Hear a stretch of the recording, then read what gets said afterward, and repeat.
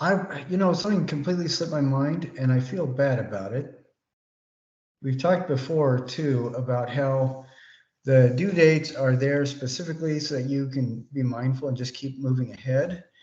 And one thing I should have talked about last week was the service learning and research project assignments, and I did not do that.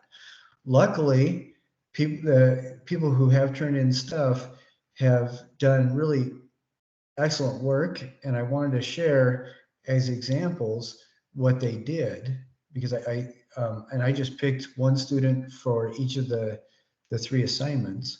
And then I also wanted to talk, I extended the date for the biomorphic carving, and I wanted to reiterate the idea about the abstraction.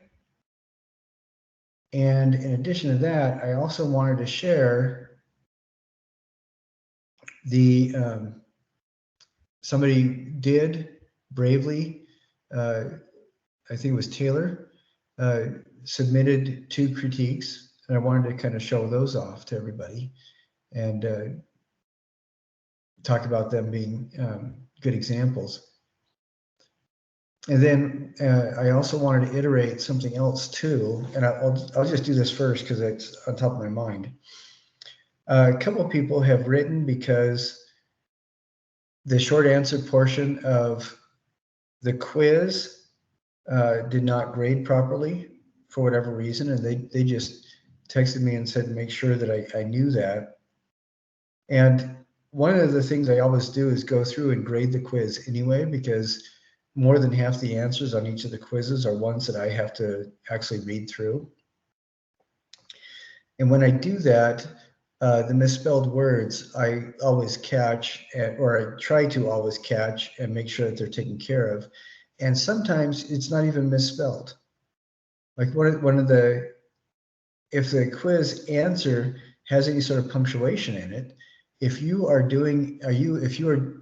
taking the quiz from like an iPad or something like that, and you're not using the regular keypad connection, sometimes the computer won't recognize the punctuation. And even though everything is spelled correctly, it will turn back and say that the answer is wrong, even when it's not. So after I grade the quizzes, if there's still an issue, then let me know. But please be assured that I will go through and take care of the quizzes and do that.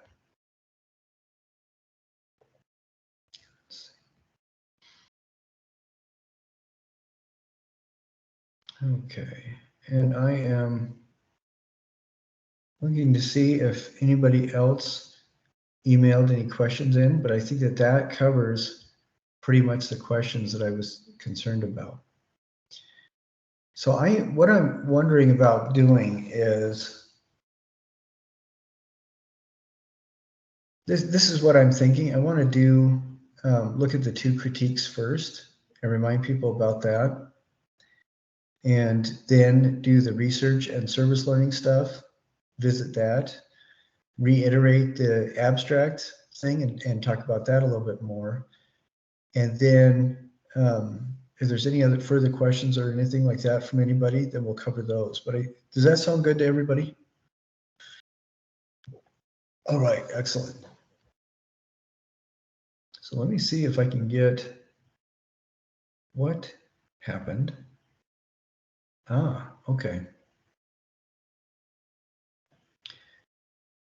I'm going to do a screen share here.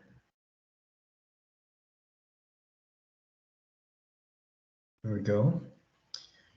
And then, so it should be a blank screen. And then can you guys, you can see the screen, right? Yep, so looks good to me. Okay, all right. So we're going to go ahead and listen to her critique.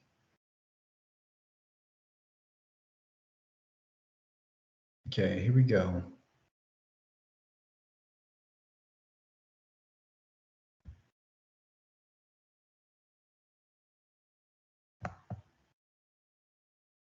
My name is Taylor Brown.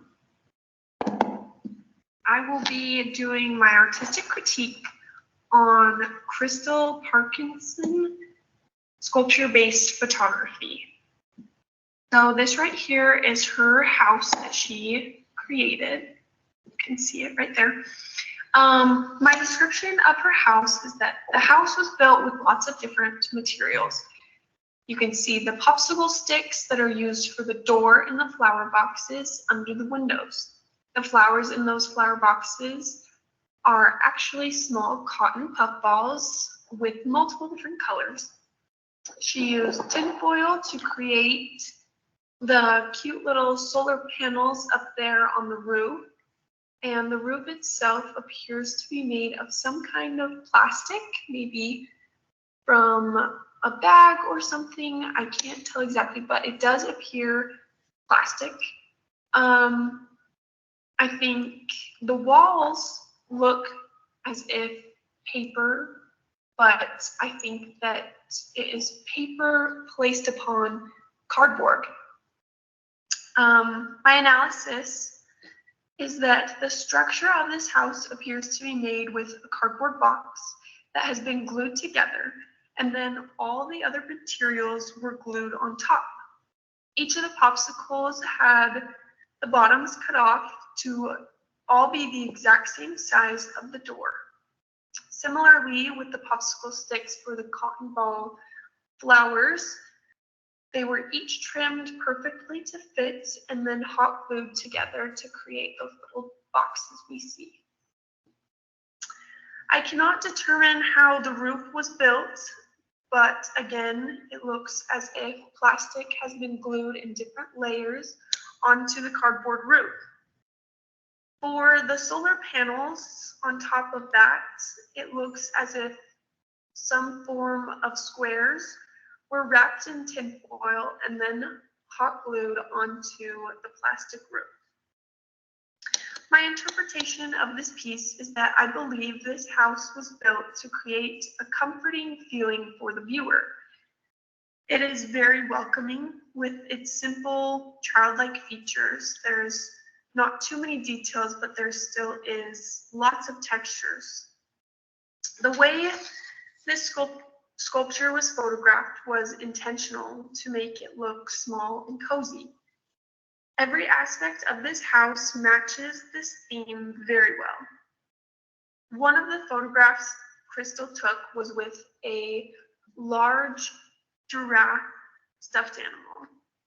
And the way that it was photographed with this giraffe looking down upon the house was very fun and playful and went along with the theme of childlike look very well.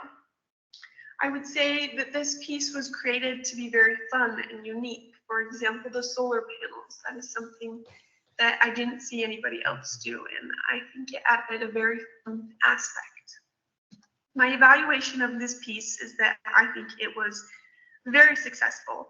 There were lots of fun textures and details that didn't let my eyes look away.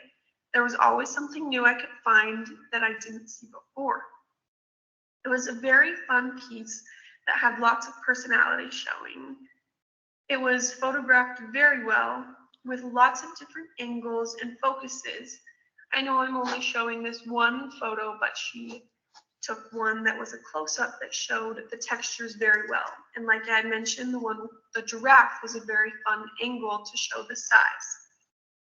As well as the angles and focuses, she did a great job with the location in each photo, and it added to the house instead of taking away. I can't think of anything I would change with this sculpture. It was very fun to look at and appears as if a lot of effort was put into making it as well as presenting it. Great work.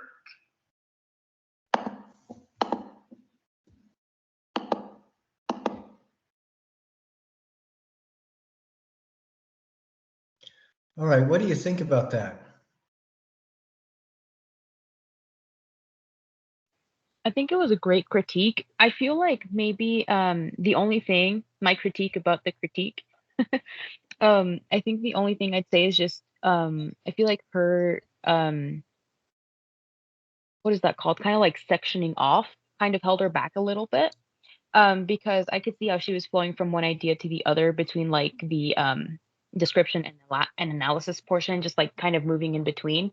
Um, she would kind of stop herself before getting to the next part, even though she was like already seamlessly like doing like seamlessly matching the two without having to categorize each section, if that makes sense.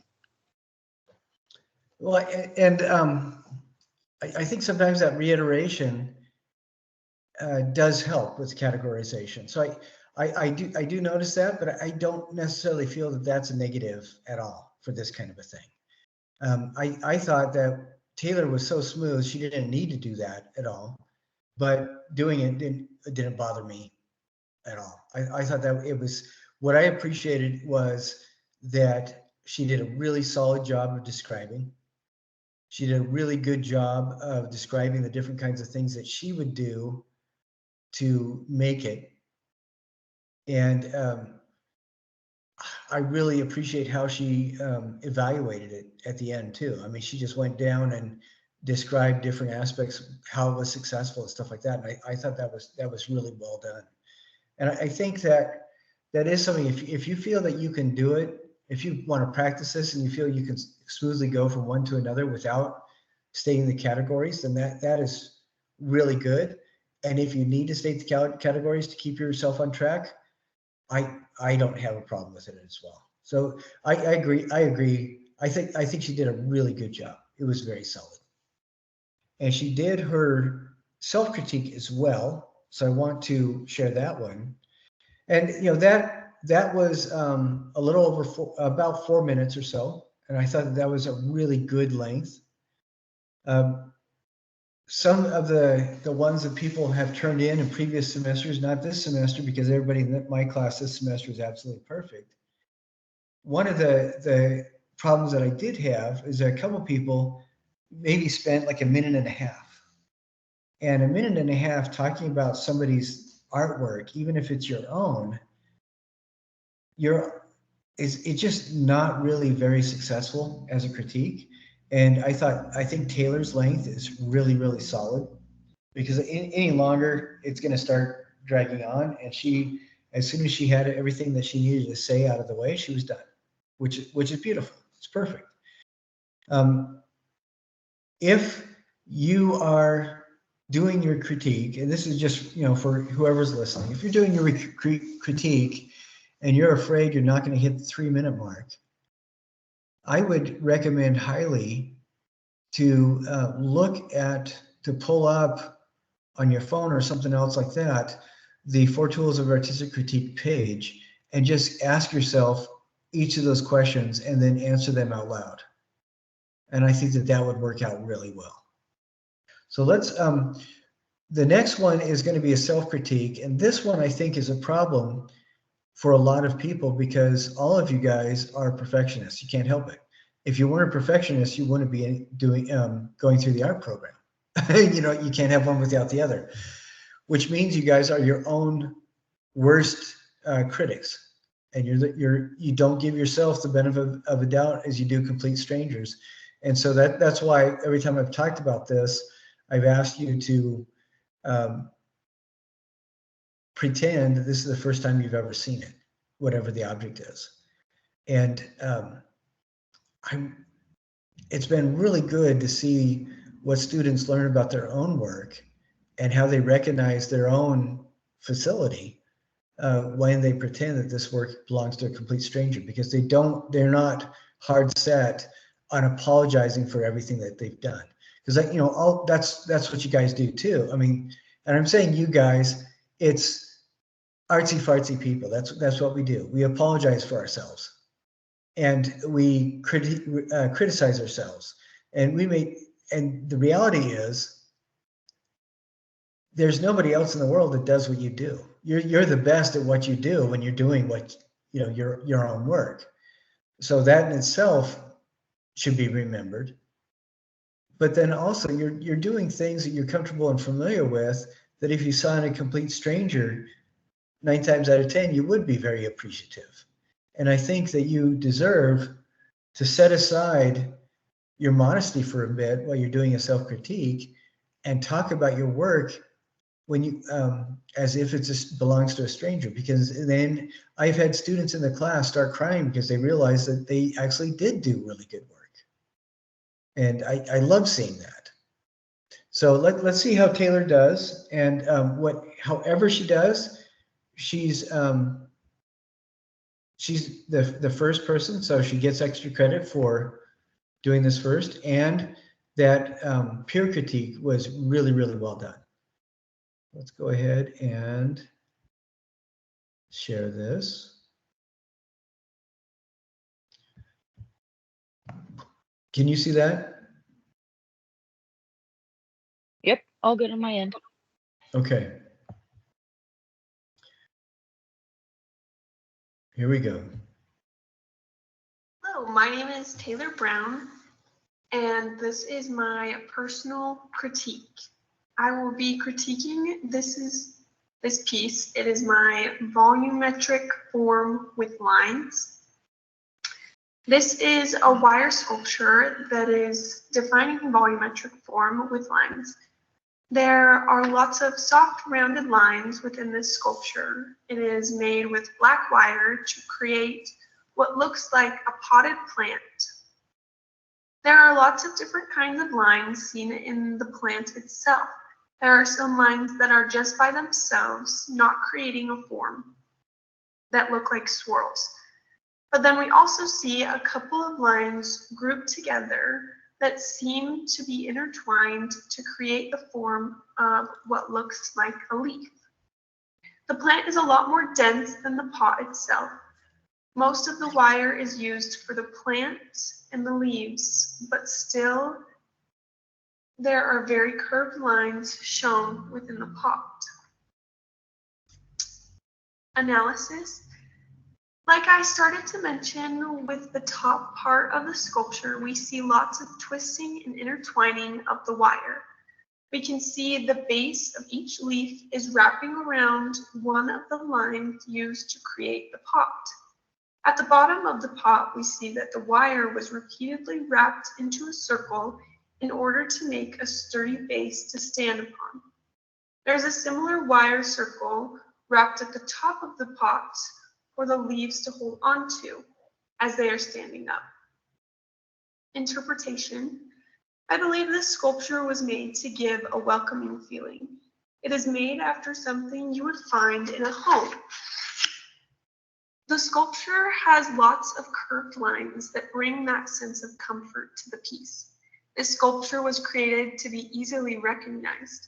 It has a bit of abstract to it with the random swirls and unknown shapes within the piece. But the plant overall is a very well-known object that people can easily recognize.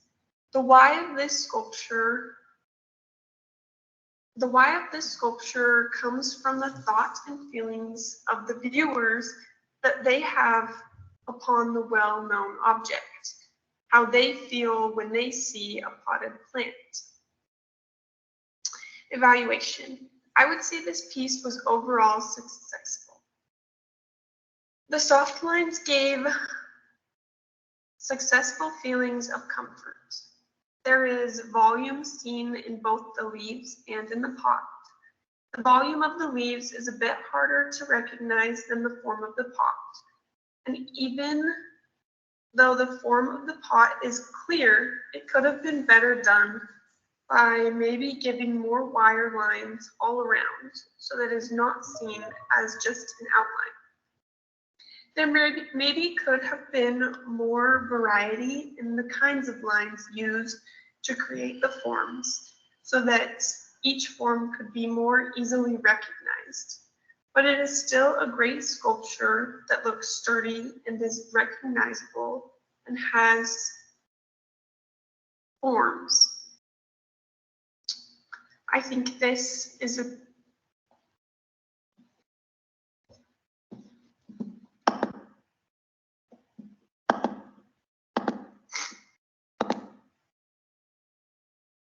Okay, I thought that was another really good one.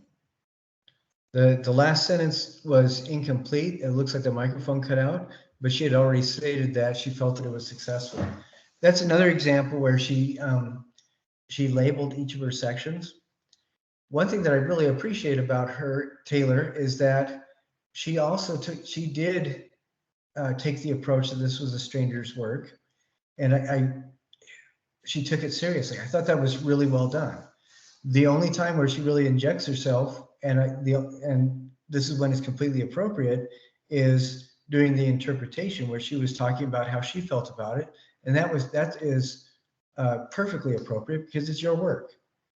And I thought that the way she described the forms was really good and solid. The way that she went through each of the 4 steps was really solid, and her time is perfect, just a little shy of 4 minutes. So absolutely perfect on that. I think that this was another really good, solid example of the critique.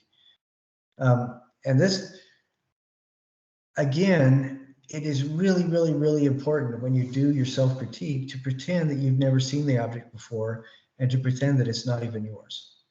And Taylor did an excellent job of that, I think. What do you guys think, Abby and Diana? So I feel like this was actually smoother than the first one. So she went like way more like fluidly between each portion of the artistic critique.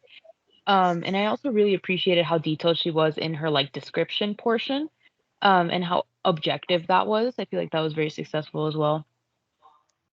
Yeah, I concur. And concur means the same thing as agree, but when we say concur, it makes us sound like 3 times smarter. So I agree, but I also concur. I concur too.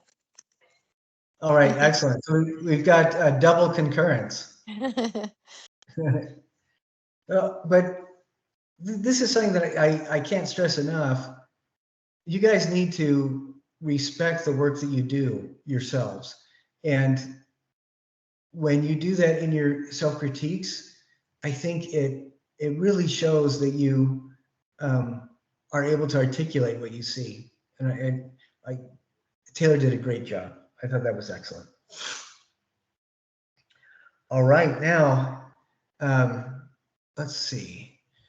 The next thing I want to do is talk about the artist research, if that's all right. And on these, what I went through, and I just saw examples that I thought were really good examples, and that's why I'm using them. What we can do is talk about what might be a bad example, but these examples that I'm showing you are going to be good examples. All right. And then I'll also tell you what I'd like to see too, but I think that these are pretty solid examples. And we'll talk about the artist research, annotated bibliography first. Then we'll talk about the service learning things. Who can I work with? And the other one is, what will my project look like? So both we'll talk about each of those 3 things. And I want to show with the example. Let's see.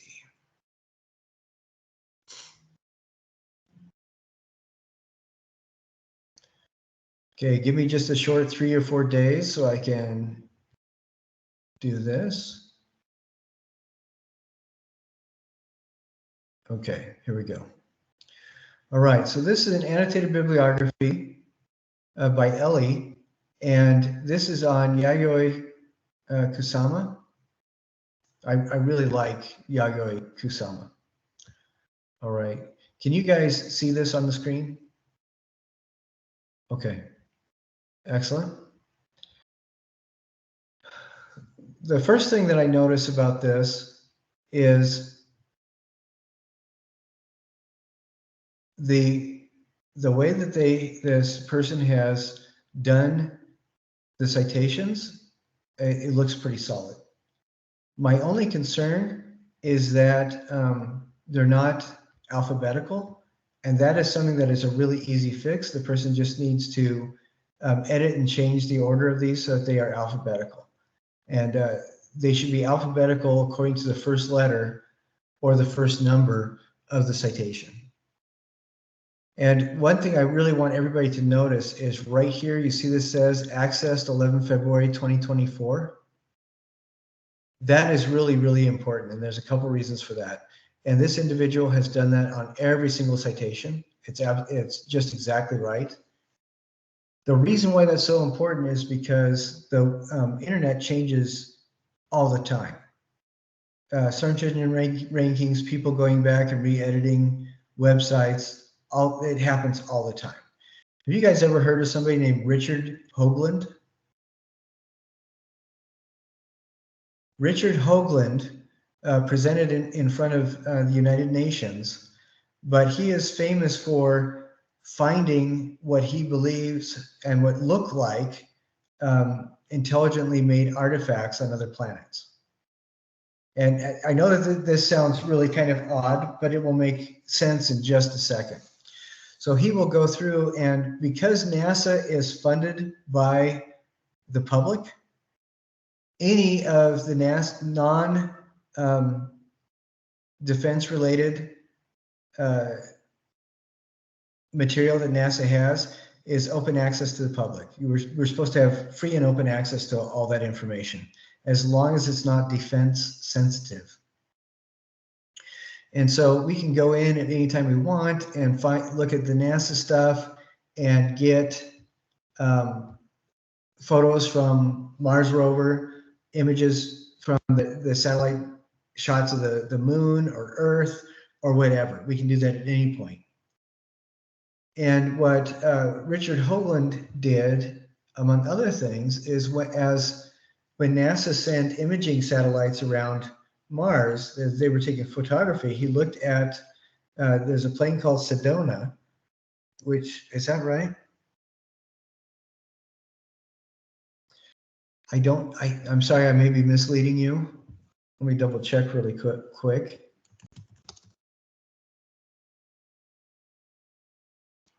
Oh, it's Cydonia, not Sedona. Sedona is in Arizona. Cydonia is an area on Mars. And what he did is use the images that NASA had posted on the website, their website, to demonstrate that it looked like there were faces on Mars and pyramids. And he's done the same thing with the moon. Found photos that looked like there were objects on the moon that were not recorded by any space agency. And this comes back to the accessed on date. One of the things that really sparked his interest is he was having everybody that helped him to find these images online, he would have everybody write down the date that they found the image. Because once word was getting out that they were finding stuff, you'd go back and try and use the same link, and it would show either a blank screen or a completely different image. And he was able to use these online archive and Wayback Machine websites to be able to demonstrate, because NASA, of course, denied everything. Because, when you're involved in a conspiracy, that's what the government entity always does. But he was able to demonstrate that those images had been reposted and changed, because when you go back in time to the original accessed on date, it showed the same image that he claimed was there. And so my point in all that is I'm talking about aliens and Richard Hoagland so that everybody remembers this example. But the important thing is, if a website shuts down for whatever reason, or if people redo their sitemaps so that the same link doesn't work, when you cite something with that accessed on phrase, anybody that's looking at your research can always use one of these Wayback Machines or archive machines online and find exactly what you saw the moment that you accessed it. That's why it's important. And so this person writing this was really good about that. Now, another thing that they did was each of these citations is supposed to have 2 paragraphs. The first paragraph is a summation of what the material is, and the second paragraph is the author's observation about that material. And each of these 5 citations has those 2 paragraphs. Another thing that I really appreciate about this individual is that when they did the citation, they tried really hard to pay attention to the MLA format rather than just copying and pasting the web link. What's the matter with copying and pasting the web links?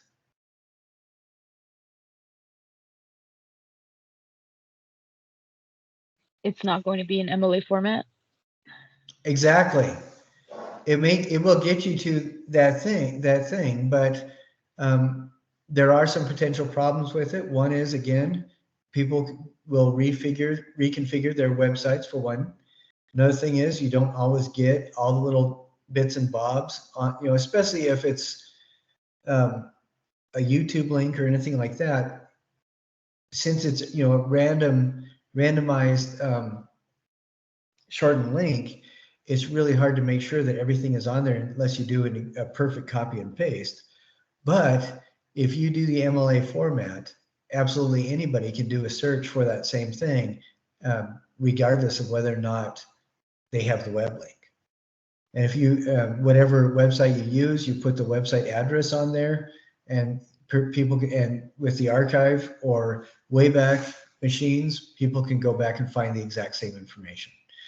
The reason why that, or one reason that is all important, is that if anybody needs to, they can go back and rewalk the same research that you did. So I think this one is really a great example. And the only thing that I would suggest on this person is just to take these 5 citations and with the annotations and reorder it so that it's all exactly alphabetical. So like, for example, this one, Guardian News and Media, that should be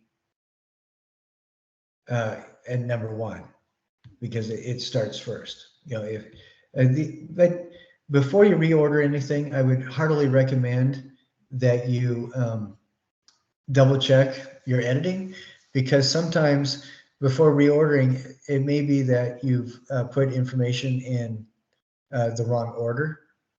And just make sure that your citations are proper MLA, and then double check that everything is alphabetically ordered. Right. Any questions about that? All right. Now, the next thing I wanted to do is, for the service learning, if you're doing the service learning, you do not do the Artist Research Annotated Bibliography.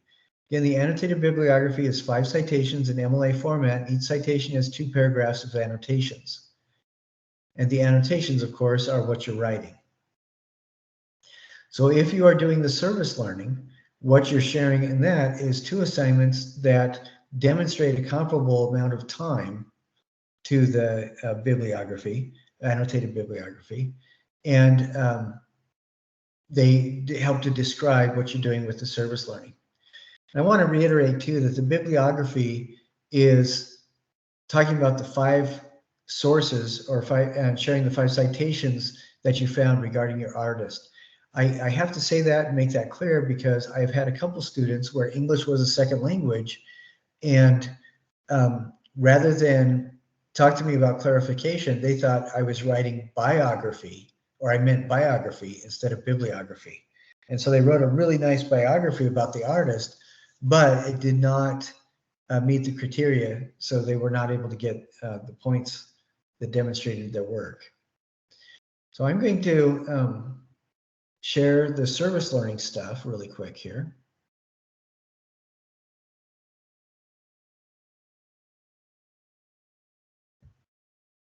So the 2 service learning assignments are, who can I work with, and what will my project look like?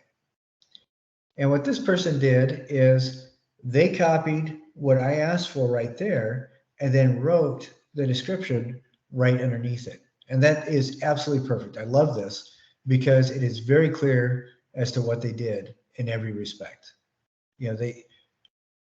There's my description, 1 or 2 sentences addressing each of the 4 questions, and then they wrote their response following exactly what I said. And what I like about this too, what Taylor did, is her responses are all bolded and emboldened, where mine are left, or my prompts are left just fine. And this also helps me to see where each of her answers is. So this is an excellent one as well. And the reason why this is so much shorter than the annotated bibliography is that for the service learning, a lot of the times what you're doing, a lot of your time is taken up trying to get a hold of people, and which is it can be really, really frustrating. So the time for the service learning is usually boots on the ground time, and time for the research project is going to be researching and writing time, but so they are comparable. So let's look at the next one, which is what my project will look like. And again, this is Taylor as well. And then what Taylor did again is put my prompts in a different kind of font. In this case, it's the same thing. My prompts are regular. Her responses are bolded, and I think this is really well done. Very laid out, very careful, and so.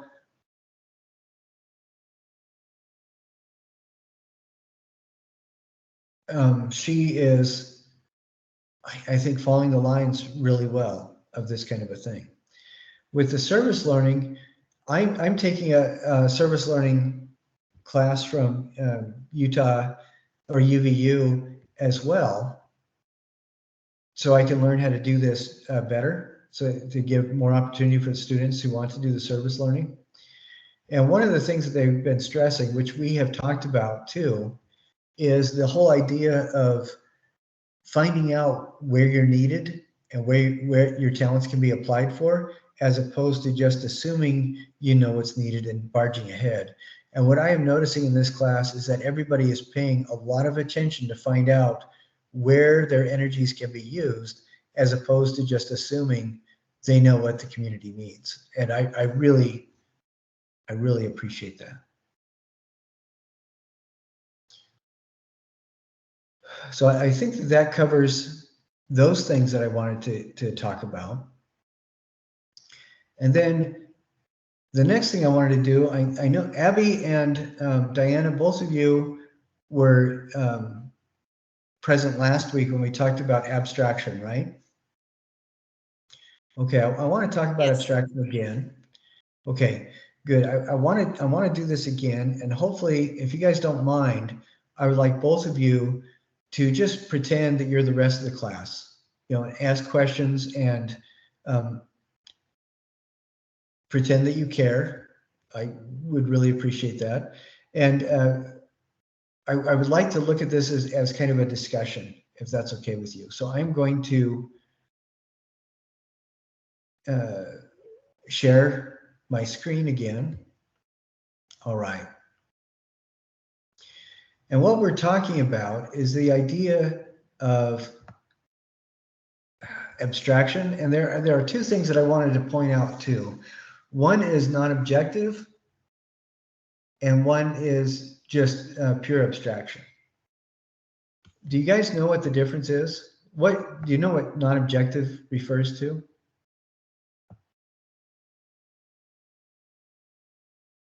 I'd say non-objective refers more to like something that you're going to stylize, but it's still like kind of rooted in reality. While abstraction is like not, I wouldn't, it's like not based off of anything in particular. Well, actually, it's the exact opposite, but very good. Your definitions are perfect. Abstraction is simplification of something, or simplification, emphasis, stylization of something. And non-objective means it's not related to an actual object. So an example of non-objection abstraction is a number or a letter.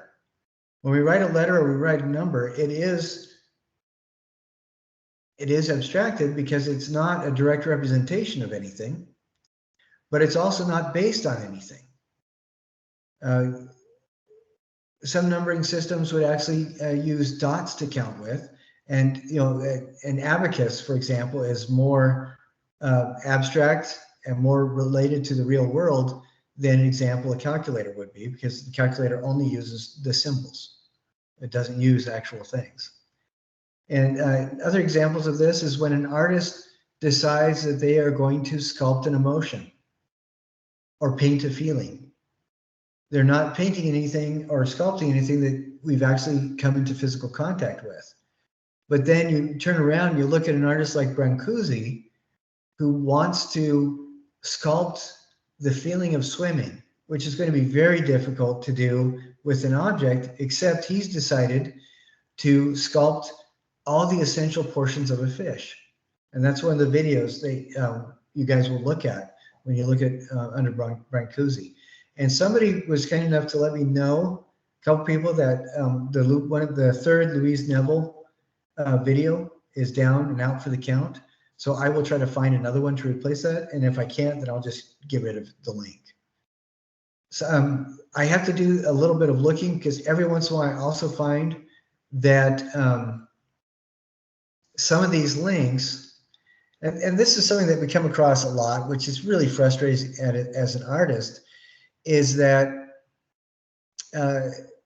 sometimes editing or protection programs will look at an artist's link thing and decide that it's inappropriate for the viewer or whatever that's used. And that can be really frustrating, because the protection programs will look for things like human form in a description.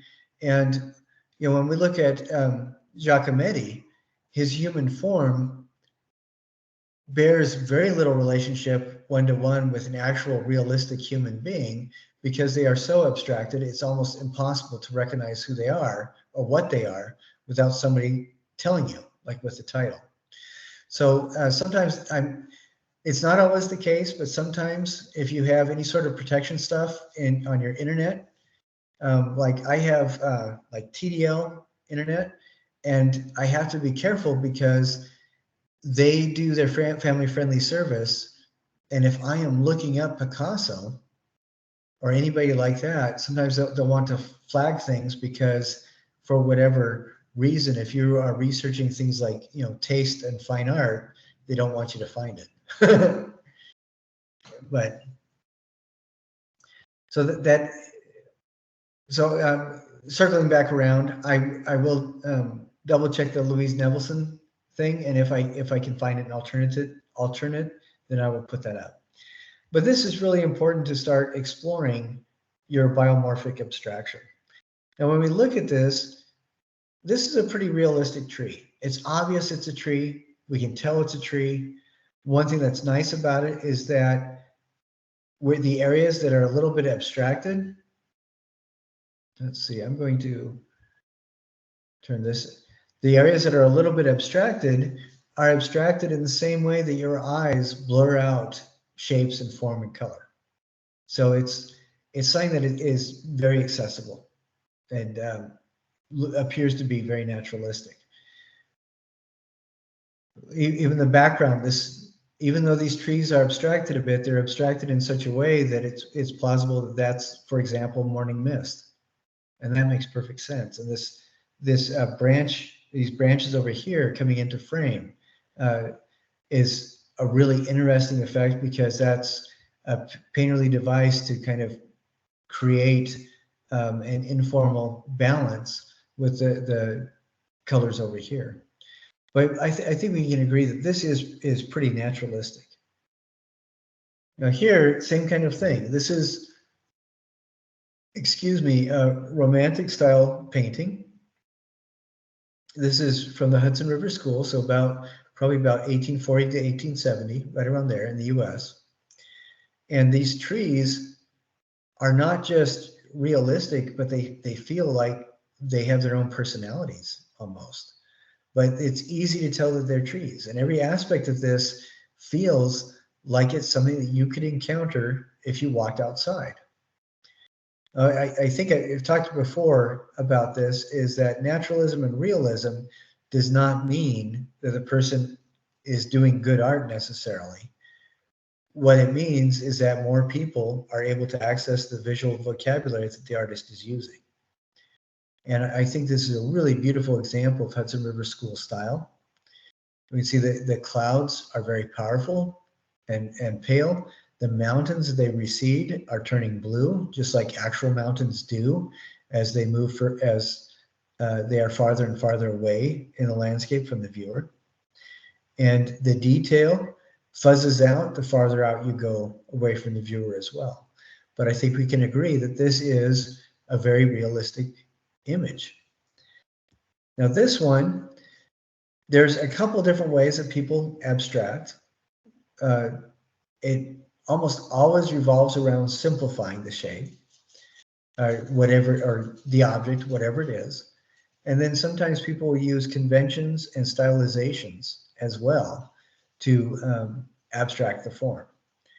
Now this is taken from miniature painting style. Miniature painting style was developed for book arts starting in about the 9th century in Persia and India, Western India. And these books, the names are what they were called, N-A-M-E-H.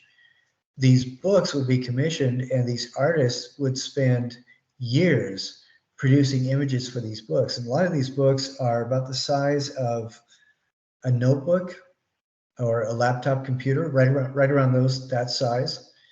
And the paintings themselves would be smaller than a sheet of paper, an ordinary sheet of paper. They usually be about maybe 6 by 9 inches, 9 inches tall, 6 inches wide. So a lot of detail packed into a tiny space. But as we look at this, first off, how would you feel if you saw this in real life? Would it make you comfortable or uncomfortable? I would say uncomfortable because it's like too cartoony or like it's not realistic. So if you were to see that in real life, that would be super jarring. Yeah, absolutely. I mean, we look at the leaves. What do you notice about each and every single one of the leaves? They're all like They're the the same same. size. Oh, sorry, Abby. Yeah. What was that, Abby? I said the same answer, just they're all similar in size and shape. Yeah, they're essentially identical leaves. And again, if you saw that in real life, it would be incredibly jarring.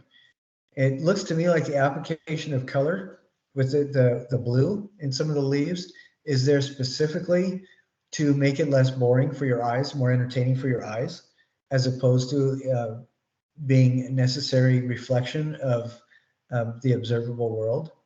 We look at a lot of the flower leaves are very interesting. I mean, they're just way too flat and dead on. They look like botanical specimens instead of leaves in the wild. And all the birds, you notice all the birds are in profile. Birds rarely hold their heads all in the same direction unless there's a loud noise. But for something like this is a really good way to make the bird so that people can identify them because all the markings are there.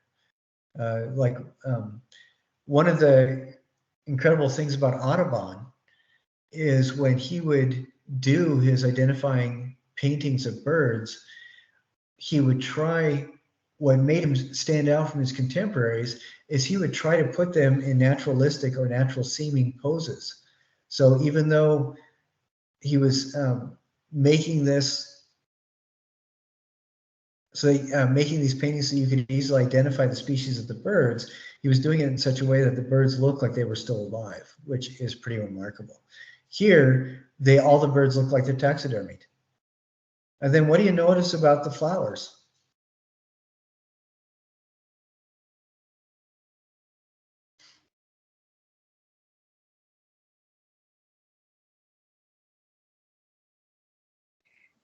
They're all similar in shape with the exception of the ones that are like towards the bottom. And then they're all the same shade, like same shade of color. Yeah. And again, the person is simplifying. That's perfect. Excellent. The person is simplifying. They're using essentially the same flower model for each of the flowers. And even when you go to a florist and find the nicest flowers, they're all going to be different. That's one of the reasons why natural flowers are beautiful, is because each of them are unique. Now, when we look over here, Can you see my mouse and see what I'm circling around in the upper right corner?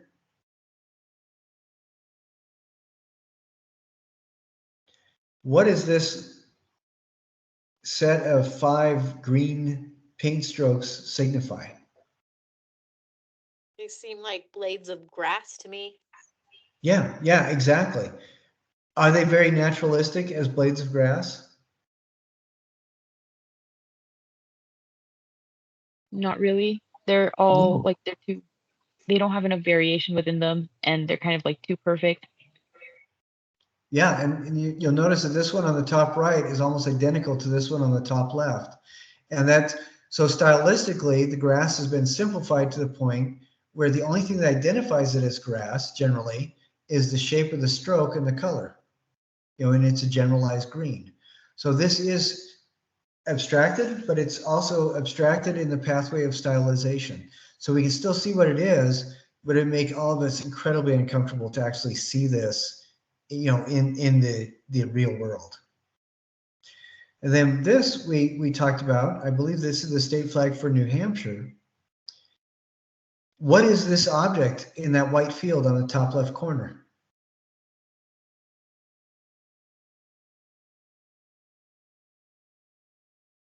A pine tree or like evergreen tree.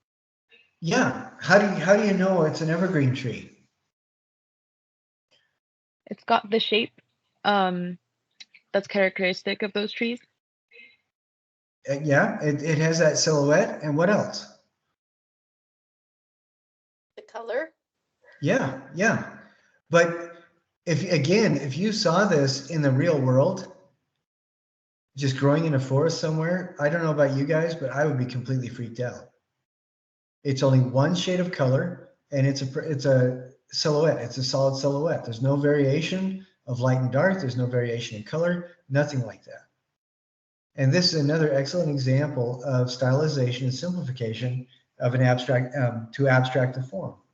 There's enough information there that we can identify it as a tree, but that's one of the reasons for that is because the artist, the person who designed this, has simplified it to the point where only the principal identifying features are retained. The overall general color, which is, a generalized green, and the overall silhouette instead of doing more detail. But again, you see this in the real world, and that would be way freaky. And then this, we look at kanji. This is another example of tree. That's what this symbol means. And looking at it, we can see that the artist has abstracted the tree even further, where you have this vertical line representing the trunk. We have the 2 diagonal lines that more or less represent the canopy of a tree, the branches coming out. And then we have this horizontal line, which may represent the root ball. It could also represent other branches, or many times this kind of line will represent the horizon, meaning that the tree is being placed in some sort of a space. But this is not naturalistic at all. This is abstracted to the point where if you didn't see it in context, or somebody didn't identify it as a tree, what do you think your chances of knowing that this was as a tree would be? Absolutely none. Like if I don't have any context, no way. Yeah, but once somebody gives you that key, I think you can see the tree in it. So this represents another level of abstraction. But yes, excellent. And then here is an example where the treeness is only in the vertical, essentially in the vertical strokes of green. It looks like there's at least 3 trees. This primary one that's toward the middle, this darker one that's towards the outside right edge, and this paler one in between. But this paler one in between may even be a section of green meadow going off into the distance.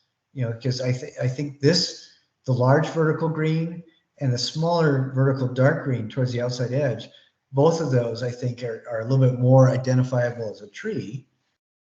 But the only way we can identify that is because of the context. We're talking about trees, so there's a good chance this might be a tree too. And then the second is just the splashes of color. This localized color here is darker. It looks like it might be a little bit russet or brown. and there's a chance that it might represent a trunk. That seems to validate the idea that this larger vertical green stroke is in actuality a tree. But again, if we weren't talking about trees and you just saw this, is tree the first thing that might come to mind?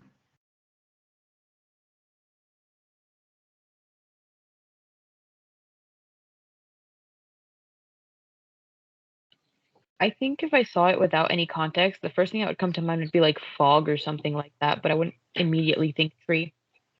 Yeah, and I think that this is kind of interesting. And once we talk about it, then we can kind of see the tree. It's like the kanji. Once we know it represents tree, then we can kind of see the tree here in context, and looking at the title of the painting. If the painting has anything to do with trees, then we can start getting an idea that maybe that it is a tree. But that's because information beyond just what we see on the canvas is necessary to communicate that. But this is just a couple steps removed of abstraction from a very naturalistic tree at the very beginning, and it's amazing how untree these trees are. Excuse me. And this Pete Mondrian is one of my favorite painters of all time. He started the Stil movement, and he was living at a time when the world was going at a breakneck speed. There was all this confusion, all this stuff going on.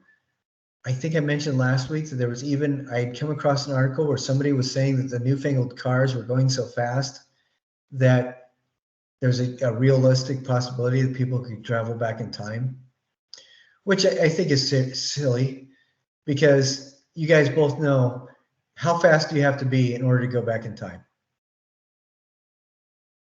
Faster than light, basically. No, 88 miles an hour. Remember Back to the Future? Oh yeah, that's so dumb. I have a Back to the Future poster and I didn't remember. No, but it's really interesting. There was actually a real concern right around World War II, late 30s, as planes were being developed that could actually break the sound barrier. A lot of people were really frightened because they felt that the laws of aerodynamics would no longer work if the machine was going past the speed of sound. And it was a real concern. There was even an old black and white Twilight Zone about it, where the first passenger jet or passenger plane that broke the sound barrier actually went back in time. And that was kind of, if you get a chance to look up that old Twilight Zone TV show, that was really interesting. But Pete Mondrian is living in this time period where things are just going way too fast for people. And so he started parsing things down and removing everything that wasn't important. And he limited everything to horizontal and vertical lines, and then primary colors. And that was pretty much it. Now, you guys have I hope you've seen, there are a couple artists, like one of my favorites is Lee Cowan, who's actually lives in Utah County. He does a series where he will take an image and he will put it through a pixelation program, where the pixelation program will figure out the ratios of the colors of the image and turn it into a series of squares that represent the ratio of those particular colors to the overall size of the image. And he'll use that as a reference point for his painting. And so his paintings become really, really interesting. And it's essentially an updated version of the Pete Mondrian and de Stil. So I really love it. But if somebody didn't tell you that this line in the middle, this horizontal line in the middle, was a horizon line, and this line up here was a cloud, and this blue area where a tree was in the park, there'd be no way for you to know. Absolutely none. And this is an example where it is, again, like the kanji, so abstracted that it bears no relationship to the real world unless somebody explains it to you. And I love this progression. This is the same tree that Pete Mondrian painted 6 different times. And this is over the course of maybe 12, 15 years, something like that. And we can see well, I can say, I don't know if you guys would believe me, but these two trees, the top right and the middle, are taken from the other side of the tree as the top left. And you can see that these two are mirrors of each other. And then the top right is a reflection of the one in the center. But having that tree there as reference, you can kind of see how each of these other 5 paintings relate to it and how he is simplifying it over and over again with simpler lines, cleaner lines, changing the colors that he's using, simplifying the colors, making them, well, I think the top middle is the simplest of the colors because it's just grayscale. But the other ones, he is warming up a little bit.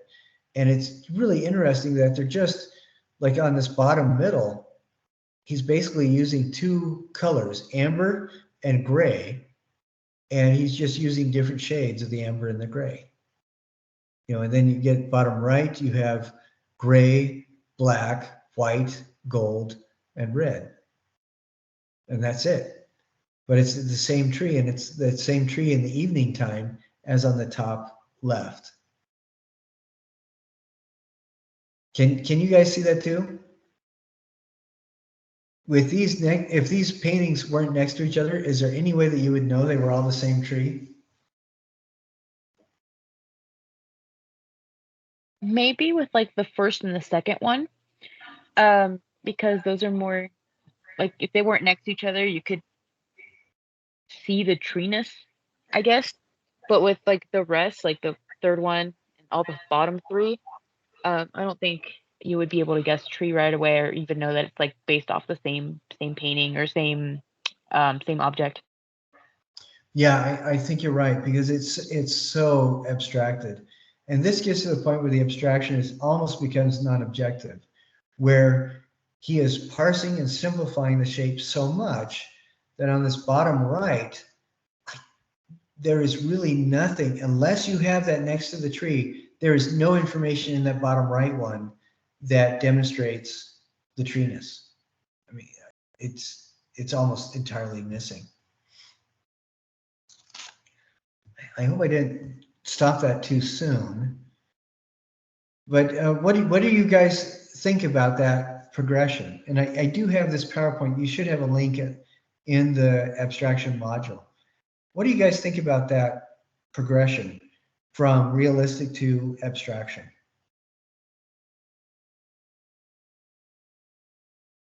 It kind of reminds me of like when I make knitting patterns. Um, it's just that's kind of like how it goes when you make a knitting pattern because you have to turn everything into a square that will fit into like stitches. So that's what it makes me immediately think of. Yeah, it's a hyper simplification of an image. Yeah, definitely. How about you, Abby?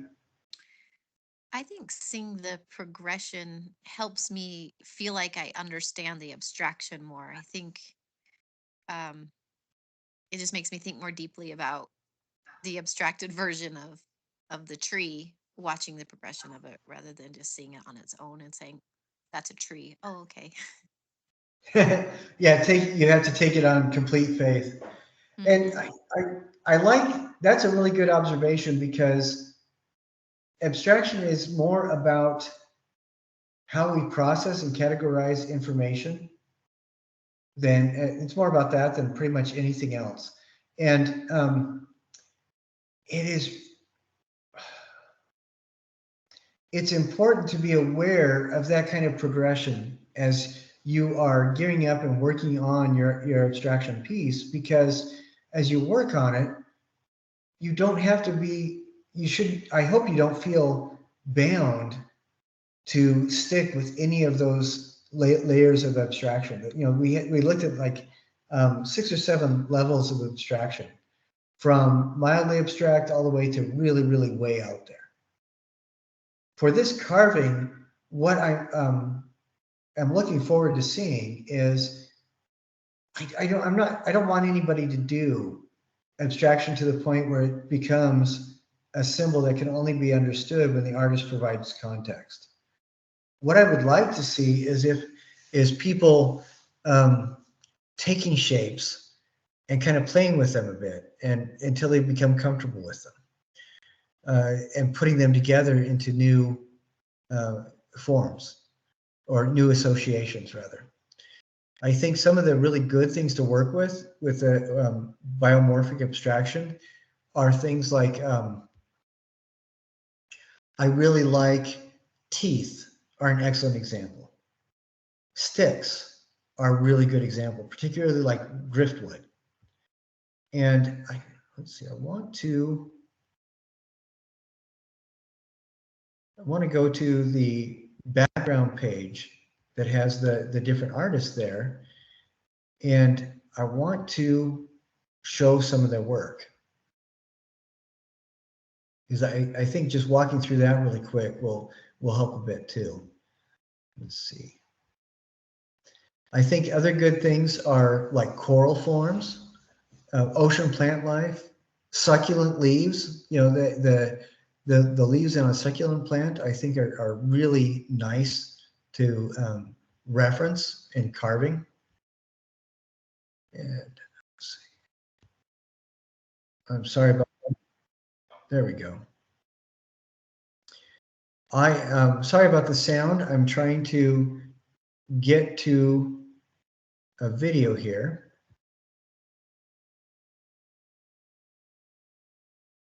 Just to show, Jan Arp would take regular forms and abstract them. And his abstraction was simplification, but as he's simplifying these, like this is a leaf form, when he's simplifying it, what he's doing is not just making it so that anybody could cut it out and do it. He's finding the portions of the leaf that he really likes. Like on this leaf form, some of the, you know how in leaves, the spaces in between veins kind of belly out a little bit, and the center part kind of pulls away from you? Do you know what I'm talking about, how leaves are shaped like that? And this particular form, you can see that these lobes that he has, is top and bottom, and right and left, they feel like he's kind of enjoying how the leaf bellies out between those veins. And then this dip in the center seems to be more an idea reflecting how the two halves of the leaf dip in towards the center vein. But he's staying away from the linear lines of the vein. And it reads to me like it's somebody who's picking out and selecting the best and most fun parts of the leaf. And he does that a lot, where he may start with a pair of human forms leaning into each other, and then he'll start simplifying and playing with this idea where he likes how the waist bellies out to the hips and then goes down narrow again. And instead of making it so that it's anatomically referenced in a recognizable way, he's just enjoying how those forms play with each other. And I think it's really fun to see that. Here's another good example. This one is of a person sitting down. And what is so interesting about this is we can kind of see the head right here. We can kind of see the head blending into the shoulders, and then the individual is transformed into this abstracted shape that represents a chair. And you guys can see this, right? Can you see this? Yep, we can see it, or at least I can. Okay, here's the head, shoulders, and the chair, and it's on a pedestal. You know, and some of these are just stacks of forms that feel really nice together. The tree of shells he's basically taking a form that he's calling a shell, which is basically this truncated organic balloon.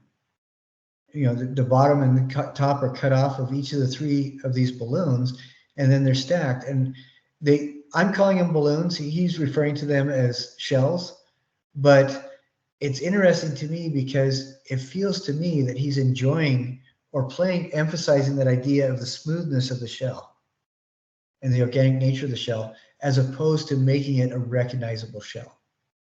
And this is true for all of his work. And this is more of a silhouette piece. Same kind of thing. He has these organic, almost fluid type shapes that kind of remind us of amoebas. And in this case, instead of making it smooth on every dimension, he's made it smooth from the front and the back, and then he's made it about 2 feet thick all the way around. So it's almost like a cookie. And I think that this one is particularly satisfying. What does this look like? This object, does it look like anything?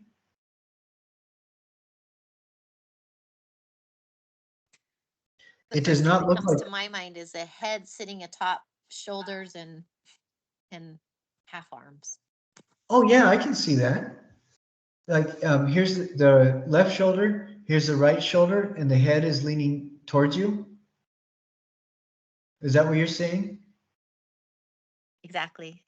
Yeah, I see that too now. Before, I was just seeing it as almost like a cloud.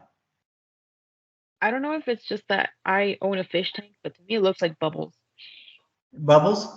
Well, the thing that's kind of cool about this is it's equally all of those. All of us are right. And what is so delightful to me is that it looks like he really enjoyed just playing with these shapes, as opposed to trying to confuse you or trying to make you see something that might or might not be there. And I really like that. Each of us see something very different, and all of us are absolutely right. Now, another person I really like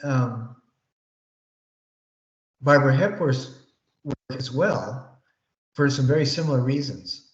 And this one of these videos that I'm sharing with you is from a company that I really like. It's Smart History, and they're the ones that did that example that I used for the 4 tools of artistic critique with the Moore sculpture.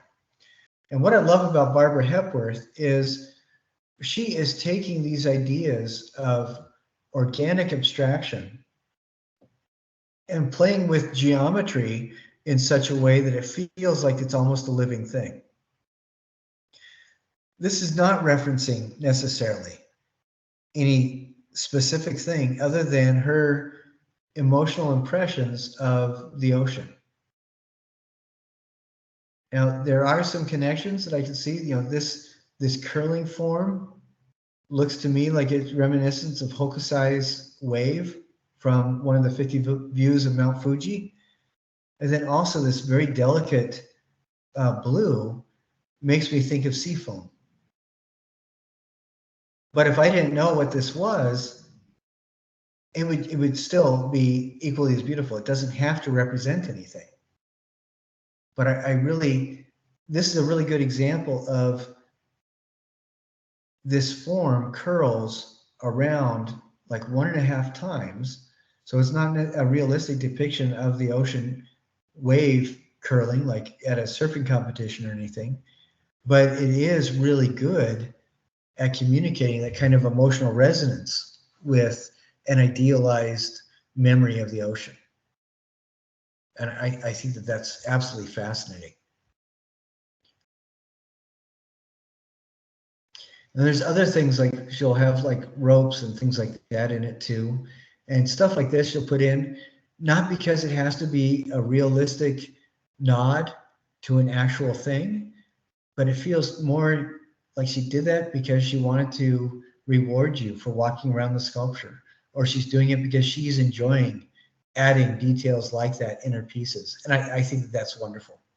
I think that her work to me feels like it is very finished and comfortably engaging. I think it's absolutely entrancing.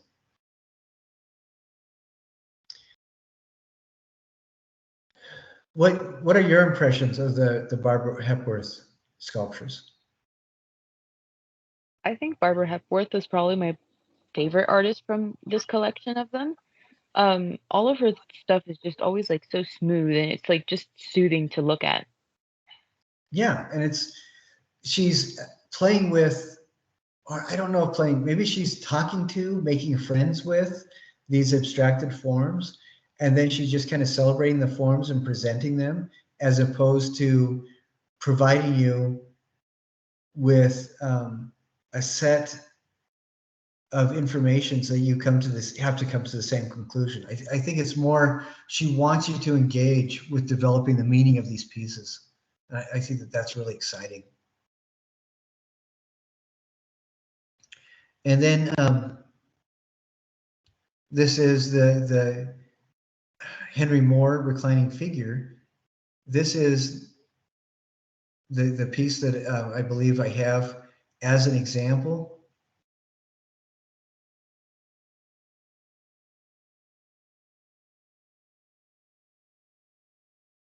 For the application of the tools of artistic critique. Yes, here we go. And we can see this. This is another good example of abstraction. The person has simplified and stylized elements of the human form. And this, if we know that it's a reclining figure, we can see echoes of that, but he's also doing really unexpected things. If we didn't know it was a reclining figure, I agree with the people that talk in this video about it. Maybe it's a bone insect or an alien life form, but it does feel like it's organic. Whether or not you see the human form in it, it does feel like it's organic. And I think that that's really wonderful. And these forms, they're not a one-to-one correspondence with the human figure on every element. It looks to me like there's parts that he really enjoyed making, like this shape, this huge fan shape that almost looks like a scapula and a hip bone kind of fused together. This huge shape, it looks to me like he felt that that was a very interesting shape, and so he emphasized it.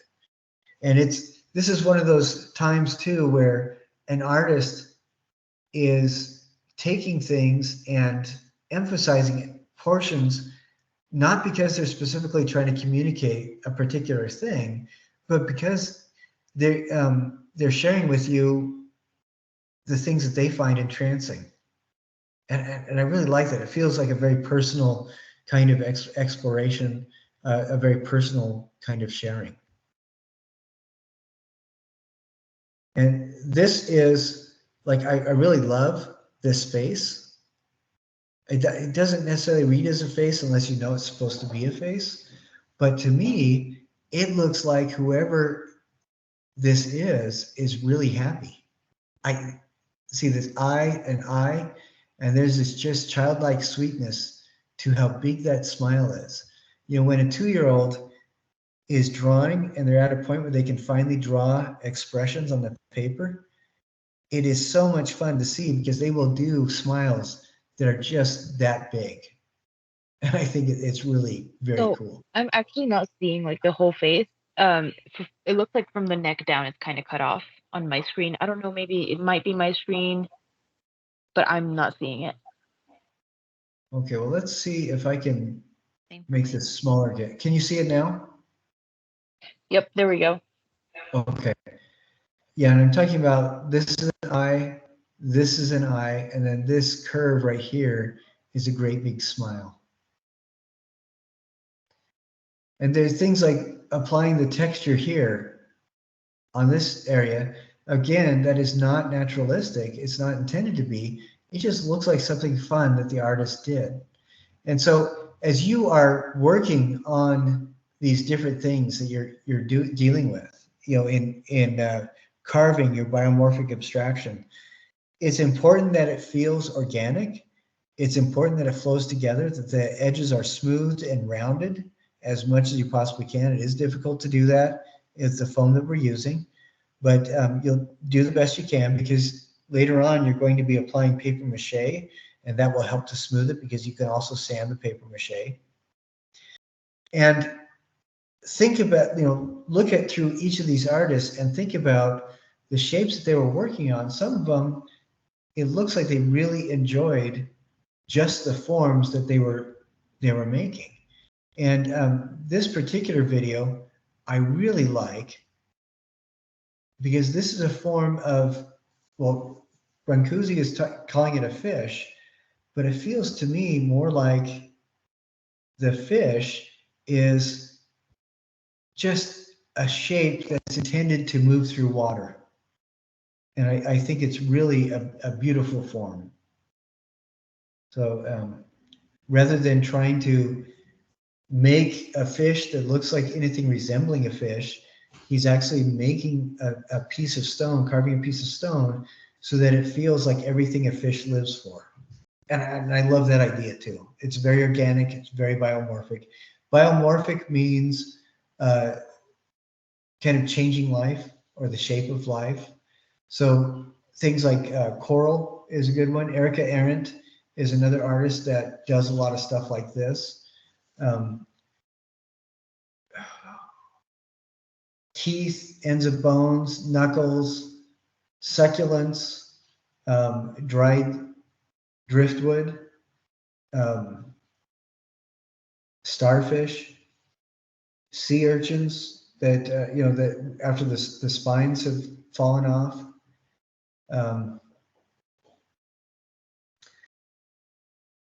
Things like olive trunks. You know how an olive tree will look when it's all twisted and gnarled around. Those are the kinds of forms we're looking for. So, but trying to make this look like an actual thing is not what we're doing.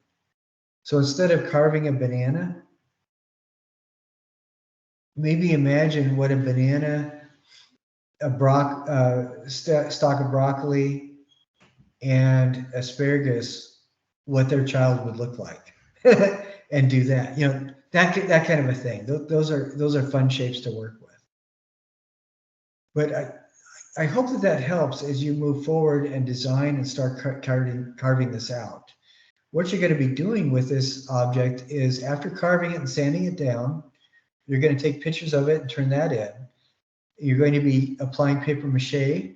You're going to be doing at least 2 coats of paper mache where you're sanding in between the coats so it's smooth, and this will make it really sturdy. And then after we're going to do another segment where we're dealing with color and texture primarily. At the end of that, you're going to revisit this paper mache carving and then paint and texture the wazoo out of it.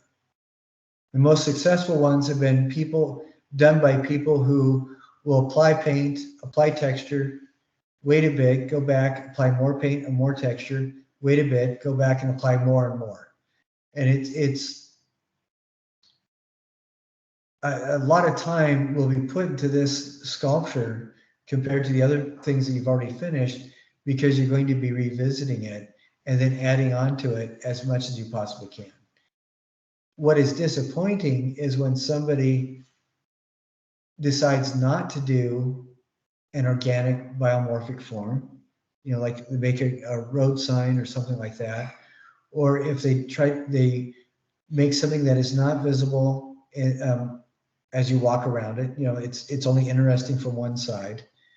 They're not sanding it, or when they get to the point that they're painting and applying texture, they work on it for half an hour and then don't touch it anymore.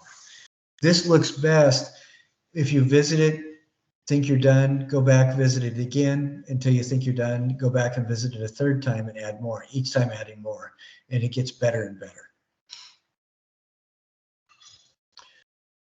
So I thought I had stopped sharing, so I was being really emotive and expressive, but you guys missed all that, so sorry.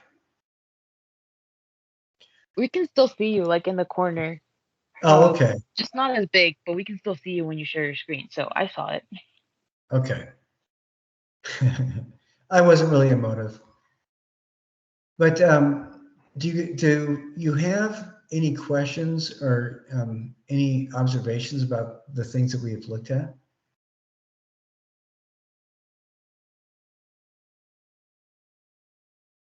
I don't have questions about the things we looked at, and I apologize if I missed anything, as I was driving up the canyon and was a little bit glitchy in the beginning. I have questions about due dates and timelines. I do feel confused as I look at our module as to Yeah. if it's past due on the module. Do I need to go to other modules and make up like the beginnings of the modules? A lot of the stuff that says past due, it's due dates for reading stuff, and there's nothing to turn in there. All the other stuff, I had set it so that it automatically adjusted the due dates for this new term, and I'm finding out it completely screwed it up. And so we're going through, if you have concerns about the sequence anything is done, we'll clarify that in these meetings. And again, nobody's losing points for turning in things a little bit late. That is not one of my concerns. The due dates are there principally so that you are aware of the vague order that things are done, pretty much, because this is all online and you get the stuff done as you can. If anybody is concerned, please let me know. I was really impressed that I had thought that I had changed the due date for the research and the service learning thing, and I had not, and I had not talked about it last week, and most everybody did already turn that in, and that is particularly impressive, and I'm very, very happy with that. As soon as I'm done grading, again, with anything that is graded, you can return that in, resubmit it as many times as you'd like to get a perfect score. And so on a lot of the research stuff, if people lose points, it'll be because of things like it isn't in alphabetical order, or you didn't do the accessed on phrase, or you didn't have 3 to 5 sentences in each of the 2 paragraphs, that kind of a thing. And I think that in other classes I've taught, one of the big things was when people were supposed to submit an essay, a couple of people thought that writing it down was just fine and taking a picture of that. But in college course, everything unless stated otherwise should be typed with a word processor or a text program of some sort. And as soon as they turned around and returned it in with everything typed, then it was just fine. Did that help at all, Abby, or did I wander too far away from what you were asking? No, that helped a lot. Thank you. Okay, because I do have every page that you're supposed to read does have a date that's a read by date, and it will show up, I think, on Canvas as a due date, but I don't know how to change that so that it says, please read this by. So we'll do the best we can. But